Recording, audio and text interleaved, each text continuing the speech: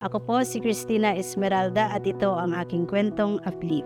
Ako po ay lumaki sa Tagum City sa isang malaking pamilya na may 10 magkakapatid. Ang ama ko naman po ay isang magsasaka at ang aking inay ay isang housewife. Naabuso po yung kamusmusan ko. So nag-decide po ako na umalis sa amin, iwan yung family ko. Hindi nila alam kung ano yung totoong nangyari sa akin. Lumuwas po ako ng Davao City para magtrabaho po bilang kasambahay na rin po kung tawagin. Isa po sa kadailanan na nag-udyok po sa akin na mag-aral ulit is yung magkaroon po talaga ng diploma para makahanap ng magandang trabaho. Nagtanong po ako sa barangay po namin kung may alam silang ELS and then yun, CCF Uptip po yung tinuro po nila. Before mag-start yung klase namin, may devotion muna, nagbabasa kami ng Bible.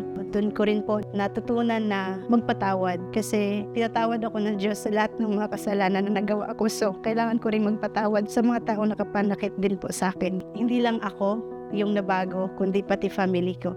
They are all baptized na rin po. Ngayon po, ako po ay isa ng instructional mentor sa Uplift Cares. Kumapit kayo sa Diyos dahil hindi kayo pababayaan ng Diyos. Pagsikapan mo talaga makapagtapos ng pag-aaral para maging successful ka sa buhay mo.